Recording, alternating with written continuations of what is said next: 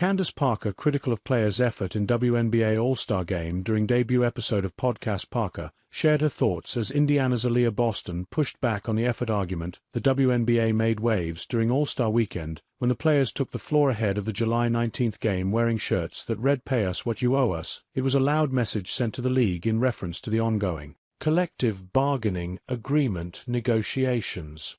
Following the game, in which Team Collier beat Team Clark 151-131, Washington Mystics' Brittany Sykes held up an all-cap sign that read "Pay the players" as Nafessa Collier was being interviewed at center court after being named All-Star Game MVP.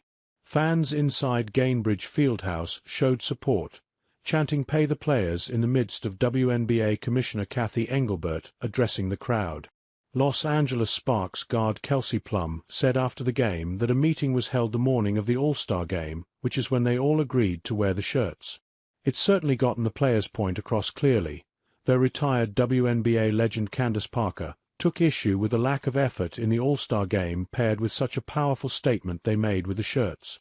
"You all cannot come out there with those shirts of 'Pay us what you owe us' and then do that in the All-Star Game," Parker said on the debut episode of the Post Moves podcast with Indiana Fever forward Aaliyah Boston.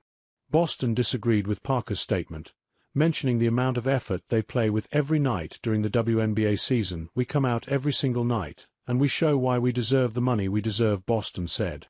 "An All-Star Game, where we have another game in 2 days, I think that is okay to just go out there and hoop and have some fun, because on Tuesday we were back at it, and we were playing and we were showing once again why we deserve to get paid."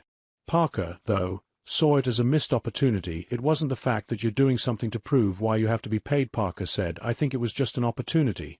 To me, on one of the biggest stages, with those shirts being worn, everyone always talks about how the NBA does not play in All-Star games.